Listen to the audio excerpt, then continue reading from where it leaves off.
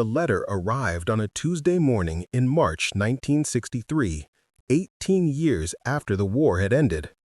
Klaus Richter set down his coffee cup with trembling hands, the fine bone china rattling against the saucer as he read the return address. Office of the Secretary of Defense, Washington, D.C. Through the floor-to-ceiling windows of his Manhattan penthouse, the city sprawled below like a conquered territory, its steel and glass monuments reaching toward a pale spring sky. But Klaus wasn't seeing the empire he'd built from nothing. Instead, his mind traveled back to a dusty prison camp in Texas, to the sound of American voices teaching him secrets that would make him one of the richest men in America. The letter was an invitation. No, a summons. They wanted him to speak at the Pentagon about something called economic rehabilitation programs for enemy combatants. The irony wasn't lost on him. They wanted the German prisoner of war to explain how America had accidentally created its most successful immigrant entrepreneur. Klaus walked to his mahogany desk, past the original Picasso and the first edition Hemingway novels, and pulled out a photograph from the bottom drawer. 5 men in faded prison uniforms stood before a wooden barracks, squinting against the Texas sun. Their faces were gaunt, their clothes hung loose, but their eyes held something Klaus remembered well: the hunger of men who had discovered that defeat could be transformed into the greatest victory of their lives. He picked up the telephone and dialed his secretary. "Margaret, clear my schedule for next week. I'm going to Washington." He paused, studying the photograph again. "And send flowers to Arlington Cemetery, Section 12, graves 442 through 446. White roses. The best ones you can find." As he hung up, Klaus caught his reflection in the window. At 58, he looked younger than his years, his silver hair immaculately styled, his suit tailored in Savile Row. But sometimes, in moments like this, he could still see the 23-year-old Wehrmacht soldier who had surrendered in the Ardennes Forest, certain his life was over. How wrong he had been. December 1944. The Ardennes Forest, Belgium. Klaus Richter had never been so cold in his life. The snow fell in thick, wet flakes that soaked through his threadbare uniform and turned his fingers blue inside his torn gloves. Around him, the remnants of his unit huddled behind a fallen oak tree, their faces drawn with exhaustion and the terrible knowledge that they were losing the war. "Unterschaffer," whispered Hans, the boy. Klaus couldn't think of him any other way, though Hans was only 2 years younger, pressed against his left shoulder. "What do we do?" Klaus peered through the swirling snow at the American positions, barely 50 meters away. Machine gun nests, mortars, at least a full company, maybe more. His own unit was down to 12 men, and they had ammunition for perhaps 10 minutes of fighting. "We surrender," Klaus said quietly. The words felt strange in his mouth. He had been raised on stories of German military honor, of fighting to the last man, of death before dishonor. But looking at the faces around him, boys like Hans, men like Wilhelm Brenner who had children back home, soldiers who had already given everything they had, Klaus knew that honor was a luxury they could no longer afford. "Sir?" Hans's voice cracked. "You heard me." Klaus unslung his rifle and checked the safety one final time. "We're going to live through this war, Müller. All of us." The surrender itself was anticlimactic. Klaus stood up slowly, his hands raised, and called out in his careful English, "Wir surrender. Do not shoot." One by one, his men followed suit, emerging from their positions like ghosts materializing from the snow. The American soldiers approached cautiously, their weapons trained, but their faces showing more relief than hostility. The officer in charge, a young lieutenant with kind eyes behind wire-rimmed glasses, spoke to them in broken German. "Sie sind jetzt Kriegsgefangene." "You are prisoners of war now." Klaus nodded. "We understand." As they were searched and their weapons collected, Klaus found himself studying the Americans. They were well-fed, well-equipped, their uniforms clean and properly fitted. But more than that, there was something in their manner, a casual confidence, an assumption of eventual victory that Klaus had never seen in German forces. These men knew they were on the winning side of history.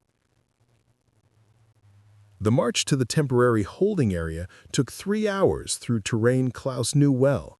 He had fought over every hill and valley for the past month, watching his friends die for ground they would inevitably have to surrender anyway.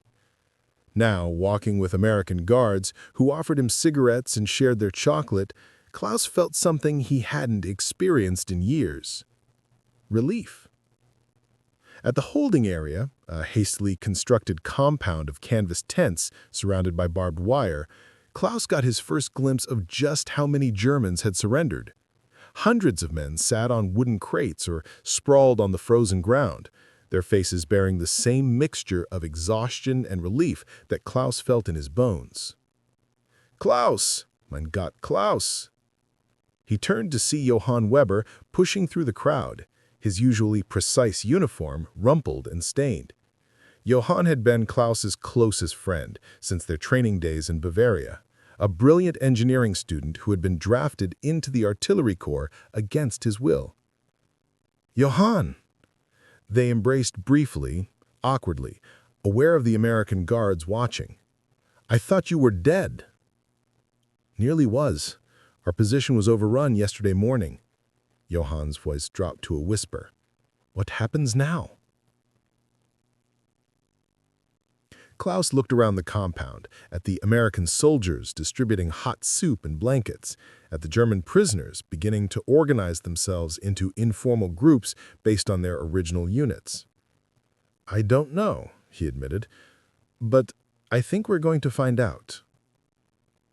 That night, lying on a thin mattress in a canvas tent that housed 20 men, Klaus stared at the ceiling and listened to the sounds of the camp settling into an uneasy quiet. Through the tent wall, he could hear American voices, guards talking about their girlfriends back home, making plans for after the war, discussing something called baseball scores that seemed to occupy an enormous amount of their attention. For the first time since his conscription 3 years ago, Klaus allowed himself to think about the future beyond the next day, the next battle, the next order to follow. What would he do when the war ended? Return to his family's small farm in Bavaria?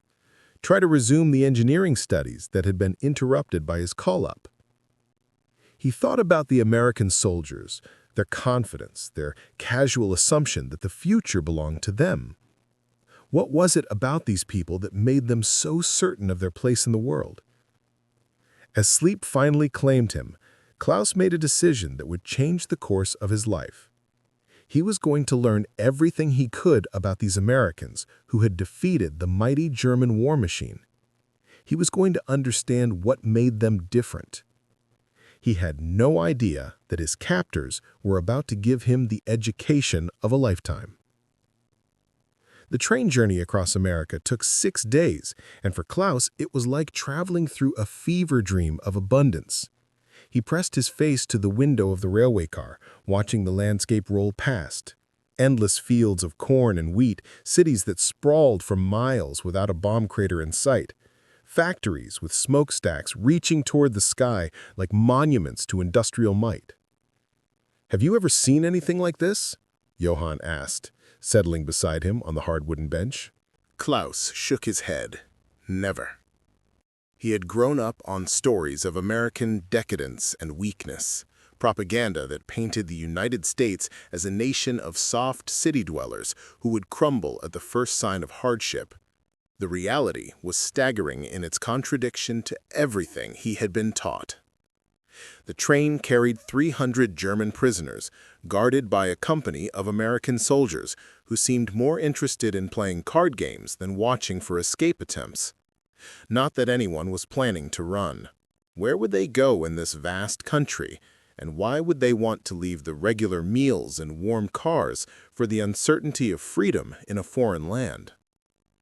Sergeant Michael O'Brien, a stocky Irish-American from Boston, had taken a particular interest in the German prisoners who spoke English. He wandered the car during the long hours, striking up conversations with anyone willing to talk. "You boys are lucky," he told Klaus on the third day. "Camp Hearne is one of the good ones. Hot meals, decent barracks, and Colonel Morrison runs a fair operation." "What will we do there?" Klaus asked. O'Brien shrugged. "Work, mostly. Farm labor, road construction, whatever needs doing. But Morrison, he's got some interesting ideas about rehabilitation programs. Thinks you Germans, might want to learn some useful skills while you're waiting for the war to end." Klaus filed this information away carefully. Throughout the journey, he had been collecting details about American life, American attitudes, American ways of thinking. The guards spoke freely about their plans after the war, starting businesses, buying houses, sending their children to college. There was an assumption of prosperity, of opportunity, that Klaus found fascinating. "O'Brien, may I ask you a personal question?" "Shoot." "What did you do before the war?" The sergeant laughed. "I was a construction foreman in Boston. Built office buildings, apartment complexes. Good money, steady work." His expression grew more serious. "My old man came over from Ireland with nothing but a shirt on his back. Worked the docks until he saved enough to start a small trucking company. That's America for you.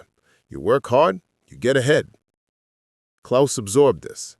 In Germany, a man's station in life was largely determined by his birth, his connections, his family's social position. The idea that an immigrant could arrive with nothing and build a business seemed almost fantastical. "And after the war?" Klaus pressed. "Going back to construction. Maybe start my own company this time. The government's talking about building millions of new houses for all the boys coming home.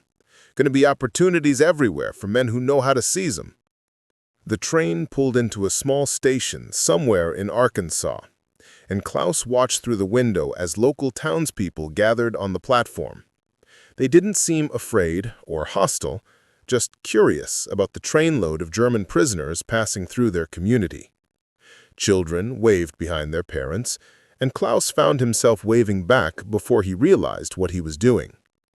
"They're not what you expected, are they?" Johann observed quietly. "Nothing about this country is what I expected." As the journey continued, Klaus began to understand that America wasn't just geographically vast. It was conceptually expansive in ways that challenged everything he thought he knew about how societies functioned.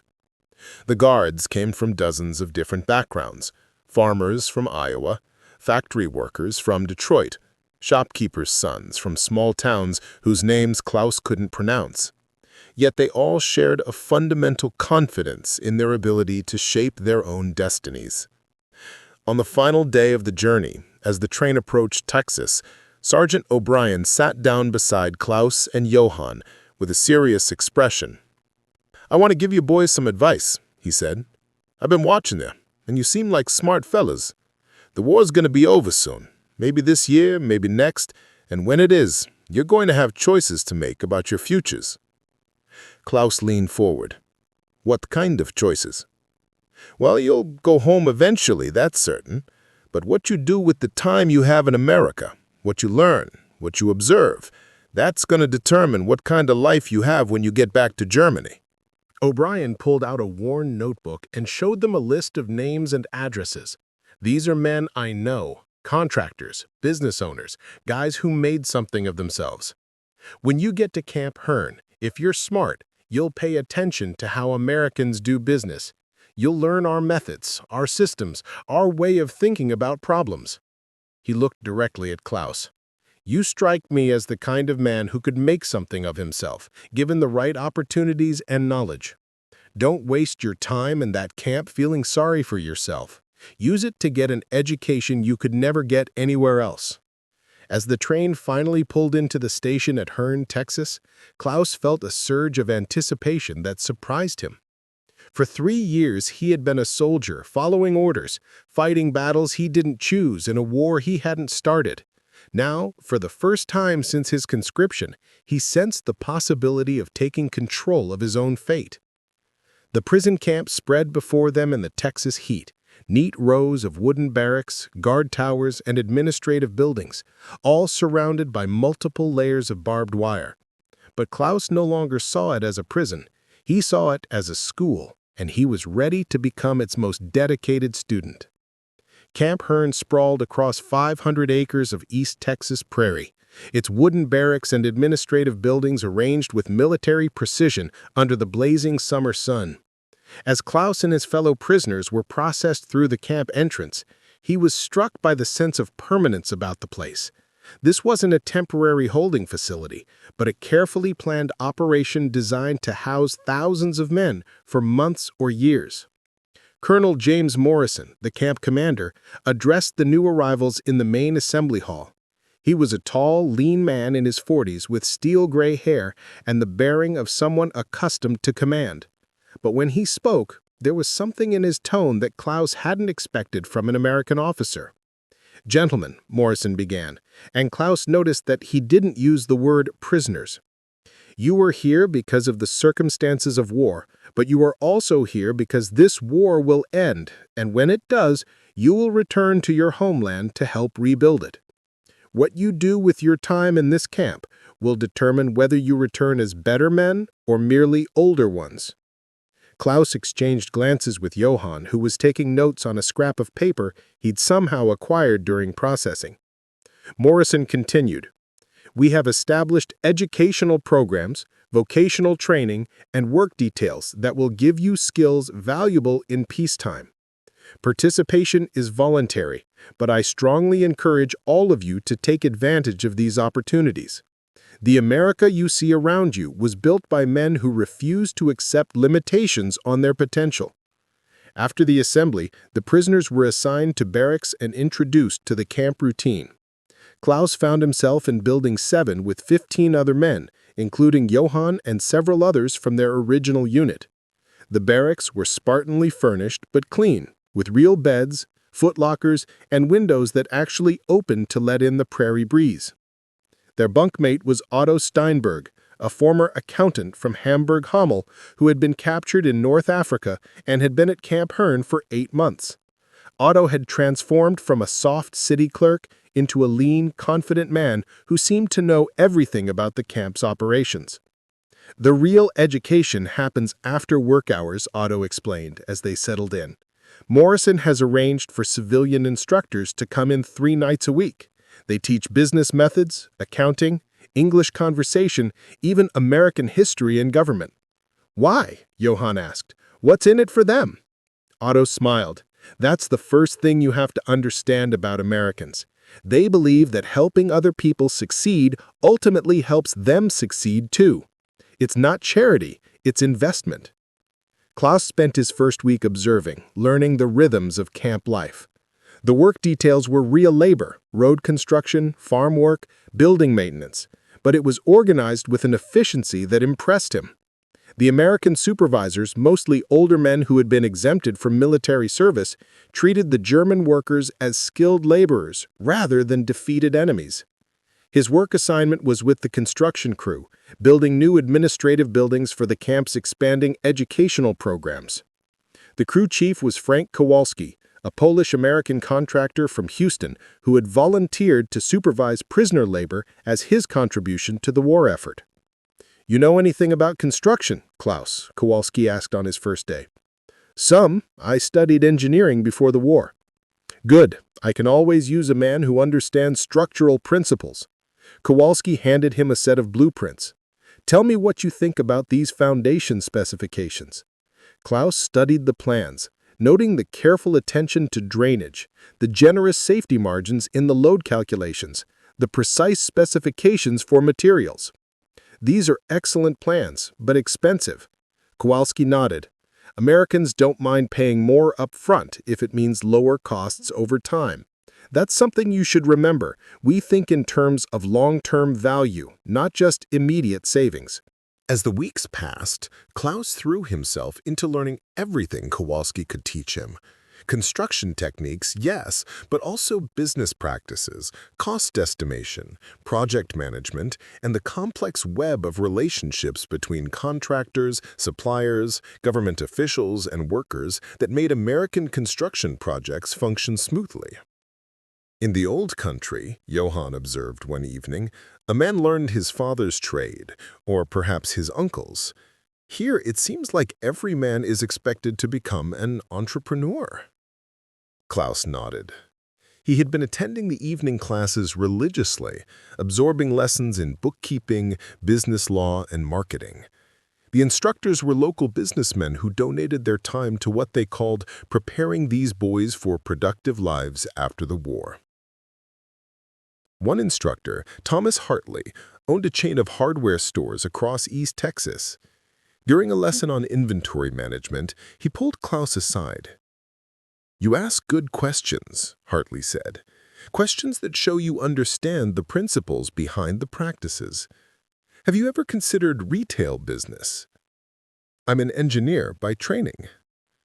"Engineering is about solving problems efficiently. So is retail. The problems are just different." Hartley studied Klaus with shrewd eyes. "I've been watching the German prisoners who come through our classes. Most of them are just killing time, waiting for the war to end so they can go home and forget about America. But a few, like you, are really learning, really absorbing what we're trying to teach." Klaus felt a flush of pride, quickly followed by uncertainty.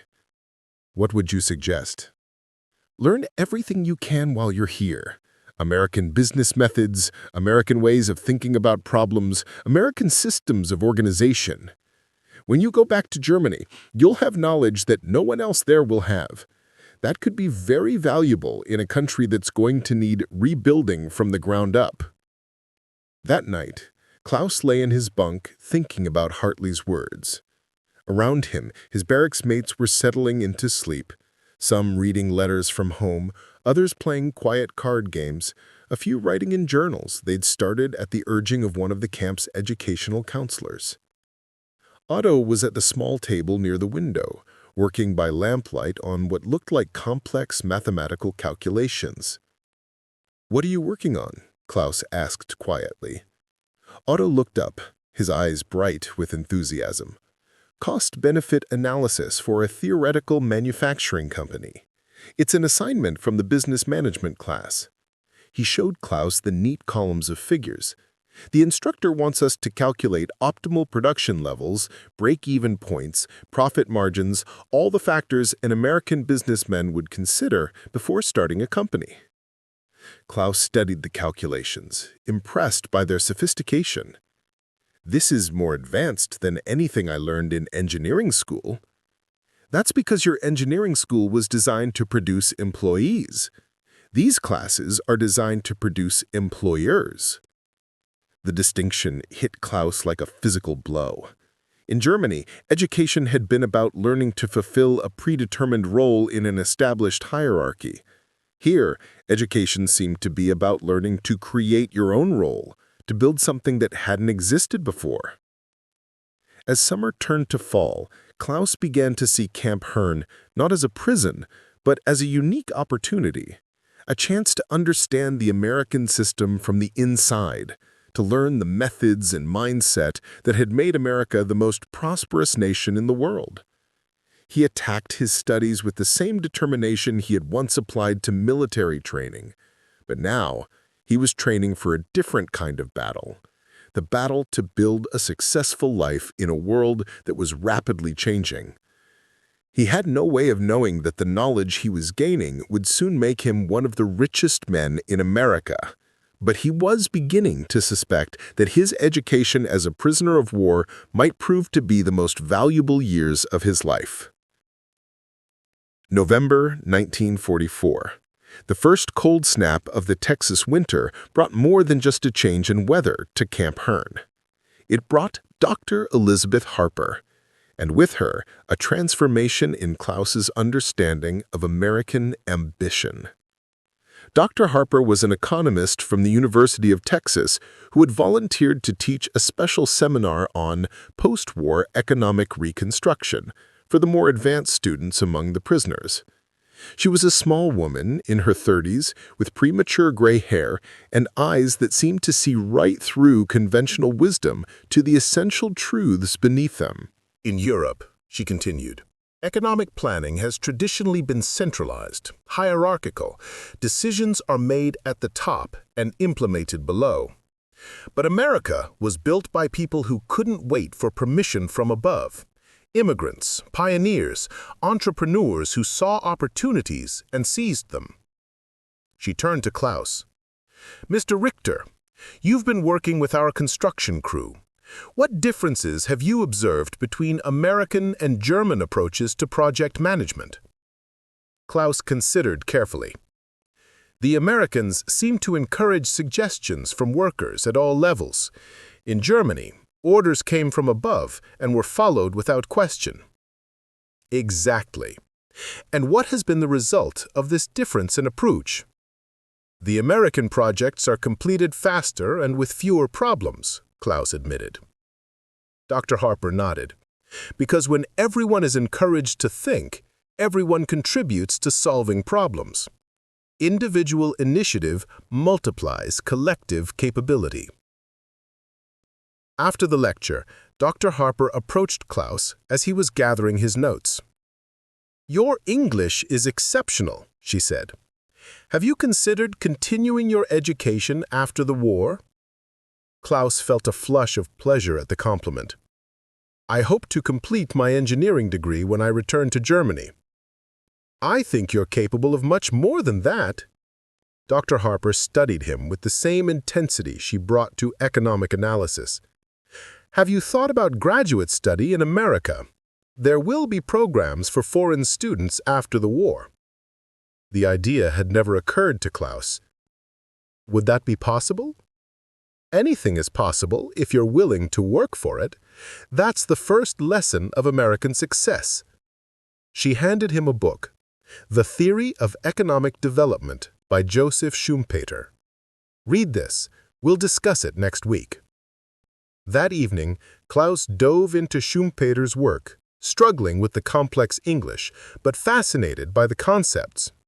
The Austrian economist's ideas about creative destruction and the role of entrepreneurs in driving economic progress resonated with everything Klaus was observing at Camp Hearne. His second major mentor arrived a week later in the form of Samuel Goldman, a Jewish businessman from New York who had escaped Germany in 1933 and built a successful importing business in America. Goldman had volunteered to teach a course on international trade, and his first question to the class was deceptively simple. What is the most valuable commodity in the modern world? Klaus raised his hand. Gold? Oil? Goldman shook his head. Information, knowledge, the ability to understand what people need before they know they need it themselves. Goldman's story captivated Klaus. Born in Berlin, Goldman had studied at the same university where Klaus had been enrolled before the war. But when the Nazis came to power, Goldman had seen the future more clearly than most and had liquidated his family's small textile business to finance passage to America. I arrived in New York with $300 and the clothes on my back, but I had something more valuable than money. I understood European tastes, European products, European ways of doing business. That knowledge, combined with access to American markets and American capital, made me rich. After class, Goldman pulled Klaus aside. You remind me of myself at your age. Intelligent, ambitious, but limited by your assumptions about what's possible. What assumptions? Klaus asks. That you'll go back to Germany after the war and resume your old life. But your old life is gone, destroyed by the same forces that brought you here. The question is, what new life will you build? Goldman's words haunted Klaus through the long Texas winter. In his evening classes, he was learning American accounting methods from local business owners. In his construction work, he He was absorbing American management techniques from Frank Kowalski. In his conversations with fellow prisoners like Otto and Johann, he was processing these new ideas and beginning to formulate his own theories about success and opportunity. The third mentor appeared in January 1945, when Camp Hearne received a visit from a delegation of Texas businessmen interested in post-war reconstruction opportunities. Among them was Robert Sterling, a Houston industrialist who owned factories that produced everything from oil field equipment to household appliances. Sterling addressed the prisoners during one of their evening education sessions, and his message was blunt. This war has destroyed the old Europe and created opportunities for rebuilding that won't come again for generations. The men who understand both European needs and American capabilities will be the ones who profit from reconstruction. After the presentation, Sterling approached Klaus, who had asked several pointed questions about manufacturing processes and distribution networks. "Walk with me," Sterling said, and they strolled through the camp under the watchful eyes of guards who had grown accustomed to such informal meetings. "I've been watching you during my visits here," Sterling said. "Colonel Morrison tells me you're one of his best students, and Dr. Harper speaks very highly of your economic insights." Klaus felt a mixture of pride and curiosity. "I'm trying to learn as much as possible." "Good, but learning isn't enough. You need to start thinking about application." Sterling stopped walking and faced Klaus directly. "When this war ends, Europe is going to need everything. Food, machinery, raw materials, consumer goods. America is going to have surplus production capacity and eager manufacturers looking for new markets. The men who can bridge that gap will become very wealthy." "What are you suggesting?" "I'm suggesting that you stop thinking like a prisoner and start thinking like a future partner. Learn our methods, understand our systems, build relationships with Americans who will still be in business after the war ends." Sterling pulled out a business card and handed it to Klaus. "When you're released, and you will be released, contact me. I may have opportunities for a man with your combination of European knowledge and American training." That night, Klaus stared at Sterling's business card until the words blurred together. Around him, his barracks mates were sleeping, but Klaus felt more awake than he had in months. For the first time since his capture, he began to envision a future that extended beyond simply surviving the war and returning home. He thought about Dr. Harper's lessons on economic reconstruction, Goldman's insights about the value of cross-cultural knowledge, Sterling's vision of post-war opportunities. Separately, they were just interesting ideas. Together, they formed the outline of something much more significant, a blueprint for transforming defeat into victory, captivity into education, and knowledge into wealth. Klaus pulled out his journal and began writing, documenting not just the facts he was learning, but the connections between them, the patterns that were emerging, the possibilities that were taking shape. He wrote until dawn, and when he finally put down his pen, he realized that Klaus Richter, the German soldier, was gone forever. In his place was someone new, Klaus Richter, the American entrepreneur. Spring 1945 brought news of Germany's inevitable defeat, but in the classrooms and workshops of Camp Hearne, Klaus found himself more focused on victory than defeat. The network of relationships he had been building over months of intensive education was beginning to coalesce into something resembling a business plan. The key breakthrough came during a joint seminar taught by Dr. Harper and Samuel Goldman on economic integration in the post-war world. Goldman had brought slides showing trade patterns between Europe and America in the 1920s, while Dr. Harper provided theoretical frameworks for understanding how those patterns might evolve after the current conflict. The challenge will be matching American productive capacity with European reconstruction needs. But this isn't just about moving goods across the Atlantic. It's about understanding cultural preferences, regulatory requirements, and local business practices. Klaus raised his hand. What about the human element, the relationships between actual businessmen on both sides? Goldman smiled approvingly. Excellent question. In my experience, international trade is ultimately about trust, and trust is built through personal relationships, shared experiences, mutual understanding. After the seminar, Goldman approached Klaus with an unusual proposition.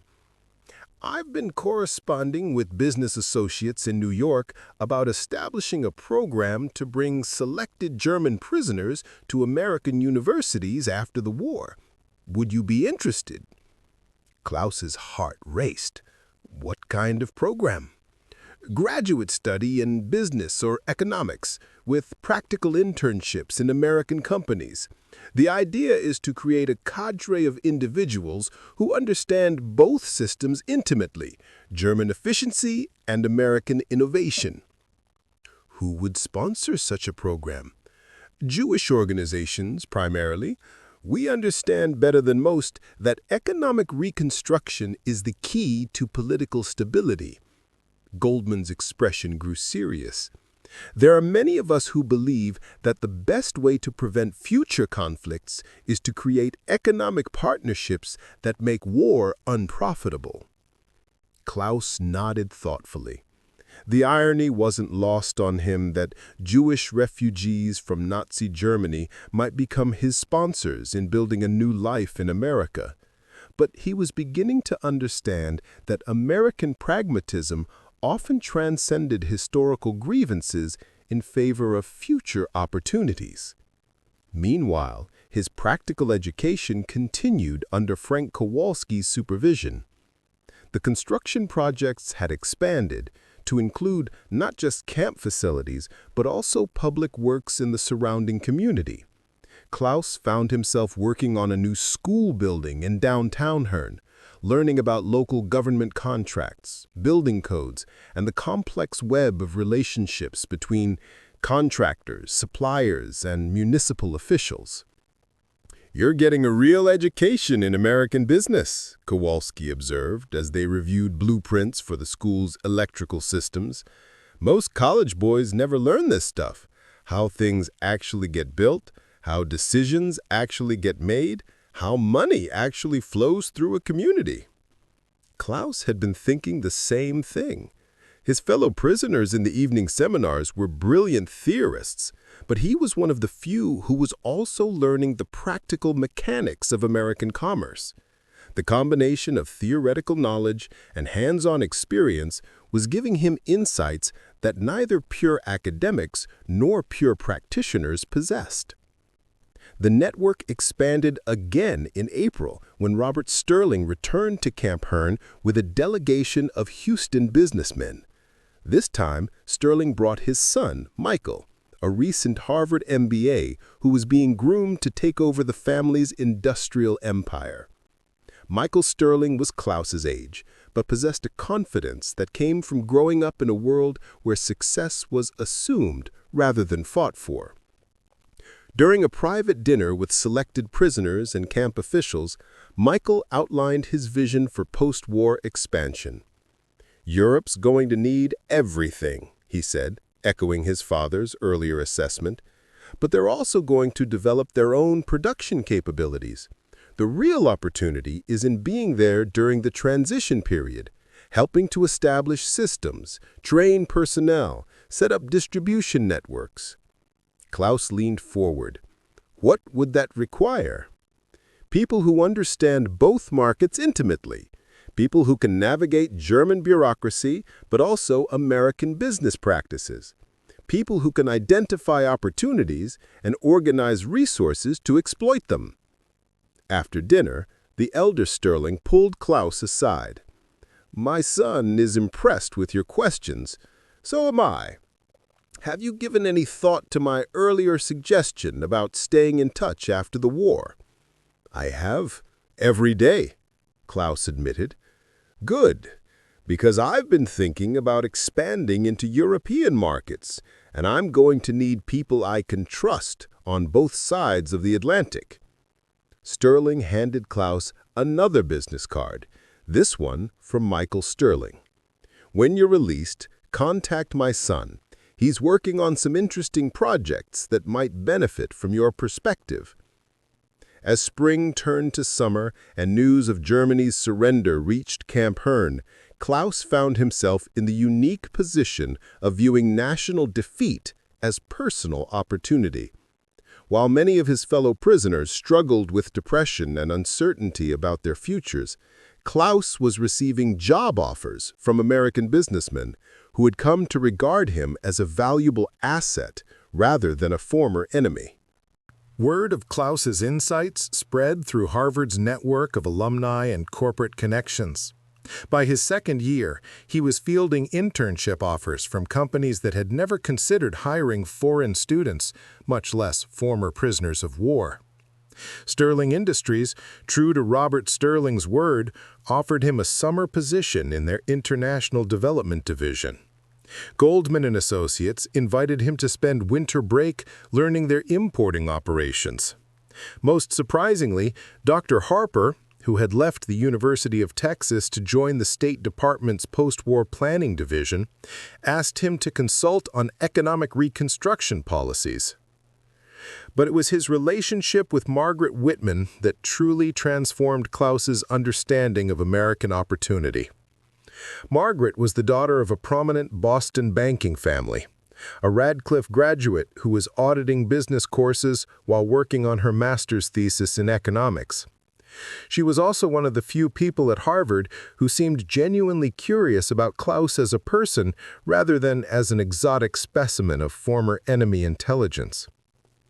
"You're different from the other international students," she told him over coffee at a Cambridge cafe, where they had begun meeting to discuss economic theory. "They're here to learn American methods and take them home. You're here to become American." Klaus considered this. "Is that what I'm doing?" "I think so, and I think it's going to work." Margaret smiled, and Klaus felt something shift in his chest, a sensation that had nothing to do with business or success and everything to do with belonging. Their courtship unfolded against the backdrop of Klaus's accelerating education in American success. Margaret introduced him to her family's social circle, where he met investment bankers, corporate lawyers, government officials, and the scions of old American fortunes. These weren't just social connections, they were the infrastructure of American capitalism, the network of relationships that made deals possible and turned ideas into industries. Margaret's father, Charles Whitman, initially viewed Klaus with the skepticism of a man whose own grandfather had fought in the Civil War. But gradually, Klaus's combination of intelligence, ambition, and genuine appreciation for American values won him over. "The boy understands something that most Americans take for granted," he confided to his wife after Klaus had joined them for Sunday dinner. "He sees the system from the outside, which gives him insights that insiders miss." When Klaus graduated from Harvard in 1948, he didn't just receive a diploma, he received something more valuable: full acceptance into the American establishment. The job offers reflected this new status. Sterling Industries wanted him to head their European operations. Goldman and Associates offered him a partnership track in international trade. Even the State Department, through Dr. Harper's connections, suggested a position in economic development policy. Klaus chose none of them. Instead, he announced his intention to start his own company. "You're insane," Margaret told him as they walked through Central Park on a crisp October evening in 1948. "You have offers from some of the most prestigious companies in America, and you want to start from scratch?" Klaus stopped walking and turned to face her. In the distance, the lights of Manhattan twinkled like promises of prosperity. "I want to build something that's never existed before," he said. a company that truly bridges American and European business cultures. Not just importing and exporting, but creating new markets, new possibilities, new ways for people to prosper together. And how do you propose to finance this grand vision? Klaus smiled and pulled out a letter from his jacket pocket. Michael Sterling has agreed to provide startup capital in exchange for a 40% partnership. Margaret read the letter, her eyebrows rising with each paragraph. $2 million in initial funding? Klaus, this is more than most companies see in their first decade. Michael understands what I understand, he said, that the real money in post-war reconstruction isn't in selling individual products, but in creating integrated systems, factories that can manufacture American designs using German precision, distribution networks that can deliver European luxury goods to American consumers, financial structures that can support long-term development projects. The company they founded, Sterling-Richter International, began operations in a converted warehouse in Lower Manhattan with a staff of 12. Klaus, Michael Sterling, 2 Harvard classmates who had joined as junior partners, and 8 support staff, including Margaret, who had abandoned her graduate studies to become the company's chief financial analyst. Their first major contract came through Klaus's network of German business contacts, men who had survived the war and were now leading the reconstruction effort in various industries. The project was elegantly simple in concept, but revolutionary in execution. Designing and building a factory in Bavaria that could manufacture high-end kitchen appliances using American production techniques, but tailored to European design preferences. Klaus traveled to Germany for the first time since his capture, and the country he found bore little resemblance to the Reich he had served as a young soldier. Cities were rebuilding with a mixture of desperate optimism and pragmatic efficiency. The old class hierarchies had been shattered, creating opportunities for men with vision and capital to establish new enterprises. But more importantly for Klaus's purposes, Germany was hungry for American expertise. The Marshall Plan had provided financial resources, but what German entrepreneurs really needed was knowledge: how to organize production lines for maximum efficiency, how to develop marketing strategies for consumer goods, how to establish distribution networks that could reach new markets. Klaus provided this knowledge, but he also provided something more valuable: credibility. As a German who had been educated in American business methods, he could communicate with both sides in ways that pure Americans or pure Germans could not. He understood German precision and American innovation, European formality and American informality, Old World craftsmanship and New World marketing. The Bavarian factory project was completed in 18 months and became a model for industrial reconstruction throughout West Germany. Sterling-Richter International's fee was substantial, but the real value was in the relationships established and the reputation built. Word spread through European business circles about the German American who could make impossible projects work. By 1950, Sterling-Richter International had offices in Munich, London, and Paris, with plans for expansion into Italy and the Netherlands. Klaus found himself shuttling between continents, orchestrating deals that ranged from manufacturing partnerships to technology transfers to complete industrial installations. The personal success paralleled the professional triumph. Klaus and Margaret married in a ceremony at her family's estate in Connecticut, with guests including Robert Sterling, Samuel Goldman, Dr. Harper, and even Colonel Morrison, who had indeed built a successful consulting practice around government-industry relationships. "I've been to many weddings," Morrison told Klaus during the reception, "but this is the first one where I'm watching a former prisoner of war marry into the American aristocracy." Klaus laughed and said, "I prefer to think of it as a German immigrant marrying an American entrepreneur." Same thing, ultimately. That's what I tried to teach you boys at Camp Hearne, that in America, your past doesn't determine your future. Your future is determined by your ability to create value for other people. By 1955, Sterling-Richter International had evolved from a consulting firm into something approaching a small industrial empire. The company owned manufacturing facilities in 4 countries, held patents on dozens of industrial processes, and employed over 3,000 people. But Klaus's greatest achievement wasn't measured in assets or employees. It was measured in the transformation of European-American business relationships. The old model of international trade, Europeans selling traditional products to American importers, Americans selling mass-produced goods to European distributors, had been replaced by integrated partnerships that combined the strengths of both systems. German engineering precision met American production efficiency, French design sensibility merged with American marketing innovation, Italian craftsmanship blended with American distribution networks. Klaus had become more than just a businessman. He had become an architect of the post-war economic order. Governments on both sides of the Atlantic consulted him on trade policy. Universities invited him to lecture on international business development. Magazines featured him as an example of the new European-American partnership. But success brought its own challenges. The higher Klaus rose in American business circles, the more complicated his relationship with his German identity became. During a 1958 visit to Munich, he was approached by a journalist from Der Spiegel who wanted to write about his success. "Some people in Germany say you have forgotten your homeland," the journalist said, "that you have become more American than the Americans." Klaus considered the question as they walked through the restored streets of Munich's old city center. Around them, the evidence of reconstruction was everywhere.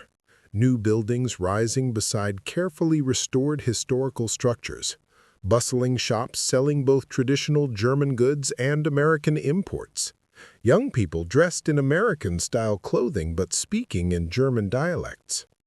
"I haven't forgotten Germany," Klaus replied finally. "But I have remembered something that Germany forgot during the war, that prosperity comes from cooperation, not conquest. That the way to become powerful is to help other people become prosperous." The journalist pressed further. "But don't you feel any loyalty to German interests specifically?" "I feel loyalty to human interests generally. When German workers have good jobs in well-run factories, that serves human interests. When American consumers can buy high-quality German products at reasonable prices, that serves human interests. When both sides profit from trade, everyone benefits." This philosophy guided Klaus's expansion into new markets during the late 1950s.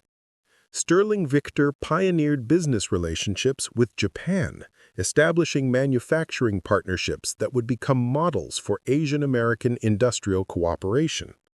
The company also moved into emerging markets in Latin America and Africa, always with the same approach: identify mutual interests, create systems that benefit all parties, build long-term relationships based on shared prosperity.